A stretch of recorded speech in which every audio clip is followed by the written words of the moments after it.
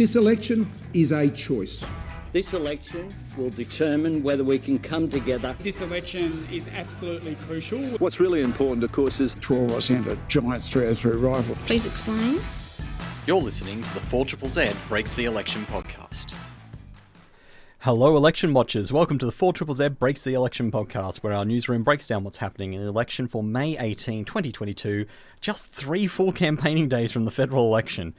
Wow, we're getting close. My name is Alexis Spink. I'm the news coordinator at 4ZZZ, and joining me today is the 4ZZZ newsroom. Hi, I'm Sarah. I'm a law and journalism student at QUT. Hey, I'm Harry. I'm a journalism student at QUT. I'm Lucci. I'm a copywriter. On today's podcast, the battle for Brisbane between Labor and the Greens, Tracey Grimshaw holds Morison's feet to the fire, and the Liberals claim Olympics win. Let's start at the top of those stories. The battle for Brisbane. Sarah.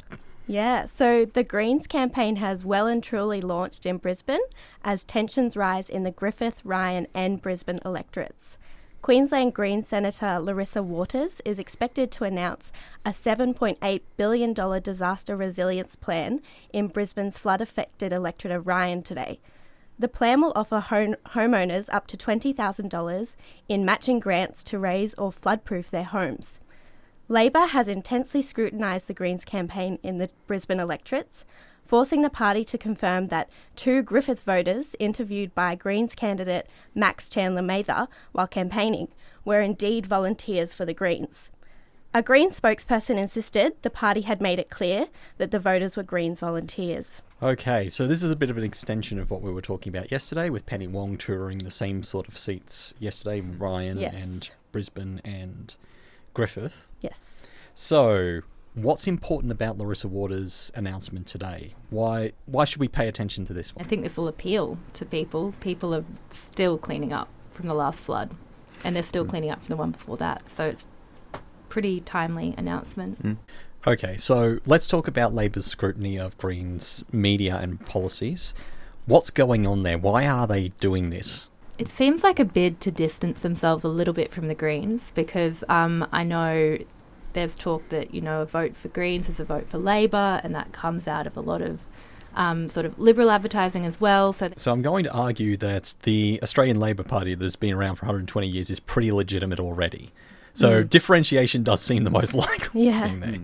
Yeah, and there's definitely more attention being placed on the Greens in these 3 key electorates for this election. So I'd say Labor's trying really hard to keep those seats. Tell me about Tracey Grimshaw's interview with the Prime Minister last night. So Tracey Grimshaw interviewed Prime Minister Scott Morrison on a current affair last night, just 4 days out from the election.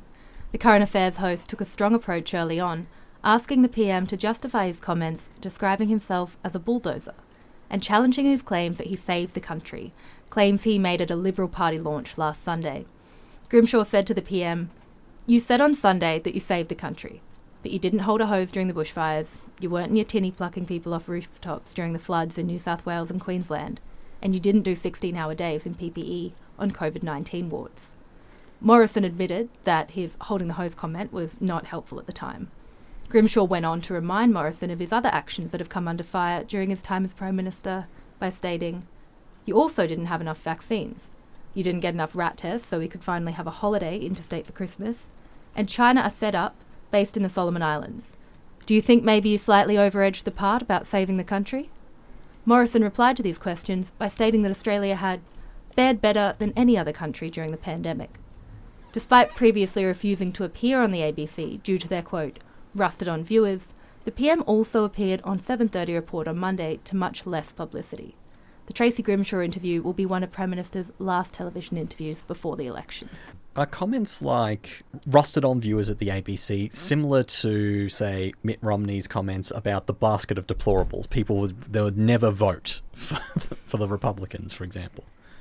Absolutely, yeah. And I think other Liberal staffers have come out defending Morison's decision to not go on the ABC by saying there's nothing there for him. I think as well, Scott Morrison's comment about him, how he acknowledged that his comments about holding the hose weren't helpful at the time. That's one of the first, and it's a very rare admission from the Prime Minister. So I think that could be an indicator that he's beginning to acknowledge that his personality is definitely a key factor that voters are considering. We've also seen Jenny, out and about campaigning recently, shine a better light on his personality. So you're suggesting he's trying to improve his image on empathy by bringing in someone who has empathy? Yes. Yeah. Yeah. Don't know how effective that is, but that seems to be, a few news outlets have been commenting on that, and that seems to be the general concession. That does seem to be the general problem here. Empathy by association, basically. Yeah. By proxy. There's also an interesting, it's interesting how that interplays with how women will vote this election. Yeah, that was brought up as well on the interview last night. Tracey Grimshaw was asking him, do you think women are pivotal in this election, and how do you think you appear to them? And she did bring up the March incident where he was meant to meet with certain marchers, and he said they could have just come in and talked to me. And I think that still shows, although his hose comment might show softening in some aspects, it's still that fundamental misunderstanding of certain issues. On the other side of that coin, this is the same Prime Minister who said he was glad he lived in a country where protesters don't get shot. Yeah. So I don't know how welcome those people would have been. Yes. Dodgy Liberal promises. Sarah, what's going on? The Prime Minister and Treasurer have made notable claims this week in an attempt to reassure voters of their ability to lead. Scott Morison claimed that Brisbane won the bid to host the 2032 Olympics thanks to the federal government only. On Monday morning, Morison told 4BC's Neil Breen the state government weren't able and not prepared to secure that in their own right. So we came to the party. In fact, we were there before the Queensland government was there. Also, Treasurer Josh Frydenberg has rejected suggestions that the Coalition's Super for Housing policy will see house prices rise significantly. On the ABC's RN Breakfast Show on Tuesday, Frydenberg said, "I can say hand on heart that we don't expect this to have a material impact on our house prices."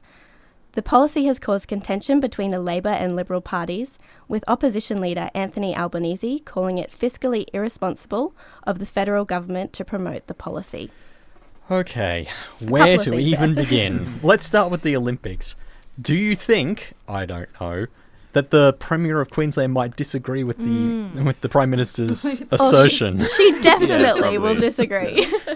Queensland Parliament is next week. It's going to be really rowdy when that comes up. Definitely. I think that these claims, they're indicators that we're in the last week of the election campaign. It seems that Scott Morison and Josh Frydenberg are really just throwing everything on the table and making claims just to try and gain some more votes and secure some more votes. I mean, the idea that more money in the property market wouldn't push up house prices goes against all economic theory. Yeah. I think definitely it shows some desperation and some urgency. Yeah. How about an advertising round? Who'd like to tell me what's going on at the moment? Okay, I will. Yeah, so now's the time for a quick political advertising roundup. Former Prime Minister John Howard has lent his voice to robocalls targeting contested New South Wales Liberal seats, including Treasurer Josh Frydenberg's seat of Kooyong. In the pre-recorded calls, Howard warns voters that there is a lot at stake, and right now isn't the time to risk change. Mr. Howard has also lent his signature to a series of letterbox drops in contested New South Wales seats, and in a letter addressed to voters around the country, he wrote, "You may not think that everything Josh or the government has done is perfect, but how could it be?" And in the Northern Territory, Back Beetaloo, a pro-fracking group endorsed by the country Liberal Party candidates, has attacked a couple that owns over 1.1 million hectares of land in the Northern Territory. The Ravazottis, who moved to Australia from South Africa 22 years ago, have been accused of using their foreign control to block thousands of jobs coming into the Northern Territory in unauthorised ads around the electorates. All country Liberal candidates currently campaigning have appeared on Back Beetaloo's Facebook page, and the AEC is currently investigating the issue. Oh, what a collection of things. Yeah. Okay, let's start with John Howard's second attempt at robocalls, because there was a robocall scandal during one of his terms as Prime Minister. Real talk. Yeah. Does anyone expect a federal government of any stripe to be perfect in government? No. Yeah, absolutely not. No reasonable Pointless person. comment. Yeah, that's not the primary argument against the Morison government. Yeah. Nobody's perfect. Everyone makes mistakes. Yeah. Except It's the way Yeah. of glossing over the really dangerous or like damaging things. Yeah, The party and- has done. Yeah. Is this going to be effective as a message? It's kind of concerning that if Morison's having branding issues, the last reliable Liberal PM they can wheel out is now 82 years old. It's like you couldn't have had a better face to sort of associate with the Liberal Party to improve branding. But it's also like, are the people that these John Howard messages are appealing to, are they actually listening to what he has to say? Or do they just see his face pop up in their letterbox and go, oh? So this thing with the Northern Territory Country Liberal Party, it's a bad look, right? Yeah, it's not the best look for them. The average voter probably doesn't care about what couple of farmers are doing in the Northern Territory. You know who might care, though? The rather high concentration of South African farmers who live in the seat of Dixon. This could potentially have more impact than we initially thought, maybe, Harry. Yeah, maybe, yeah. Like, All right, Yeah. so that's all the time that we've got for on the podcast today. Thank you for listening to the 4ZZZ Breaks the Election podcast. For more news, head to 4ZZZ.org.au/news or listen to 4ZZZ on 102.1 FM, on DAB Plus digital radio via the 4ZZZ website, or on your favourite podcasting app. If you have a tip-off or feedback about the show, please email us newsroom@4ZZZ.org.au, and if you would like to support this and other things that we do at 4ZZZ, go to 4ZZZ.org.au/support and subscribe and donate today. Thanks for joining us today. We'll see you tomorrow. Thank you. yeah. See ya. Thanks.